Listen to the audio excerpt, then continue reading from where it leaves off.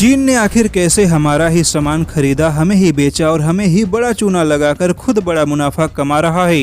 आज आपको इसका एक बहुत बड़ा उदाहरण मिलेगा। जैसा कि पिछले 20 सालों में चीन से हमारा आयात लगभग 45 गुना बढ़ चुका है, लेकिन अब धीरे धीरे चीन से हमारा व्यापार घाटा कम हो रहा है। किंतु इसके बावजूद पिछले 2 सालों में कुछ ऐसे चौंकाने वाले आंकड़े सामने आए हैं, जिससे यह पता चलता है कि चीन हमारा ही कच्चा माल खरीद रहा है और हमें ही बेचकर मोटा मुनाफा कमा रहा है। जैसे कि स्टील की बात की जाए तो 2019 और 20 के आंकड़ों के अनुसार चीन ने हमसे लगभग 4000 करोड़ के स्टील खरीदे और उसके अगले ही साल चीन ने 13,000 करोड़ के स्टील के बने सामान हमें ही बेचा। यानी कि चीन ने भारत से जितना कच्चा माल खरीदा, उसी कच्चे माल का सामान बनाकर चीन ने लगभग 3 गुना से ज्यादा सामान भारत को ही बेच दिया। लेकिन उससे भी हैरानी वाली बात यह है कि 2020 और 21 में जब दुनिया भर में कोरोना कहर मचा रहा था, तब उस समय चीन ने जमकर भारत के लोहे और स्टील की बेतहाशा खरीदारी की, जिसका नतीजा रहा कि टाटा स्टील और JSW स्टील जैसी देश की दिग्गज स्टील कंपनियों ने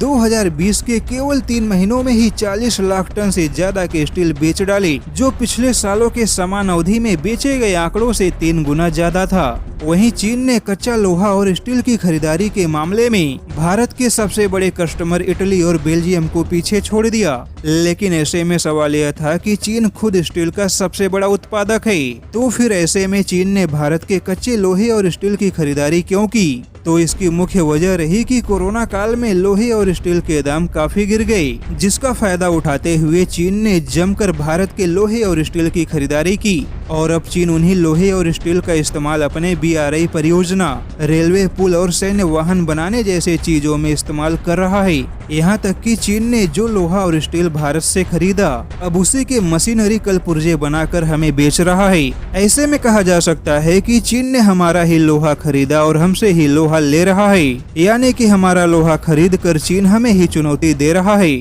ऐसे में देखा जाए तो चीन ने अपने पैसों के दम पर कोरोना महामारी का बहुत बड़ा फायदा उठाया है और हमसे खरीदे गए लोहे और स्टील के सामान बनाकर हमें ही बेच रहा है।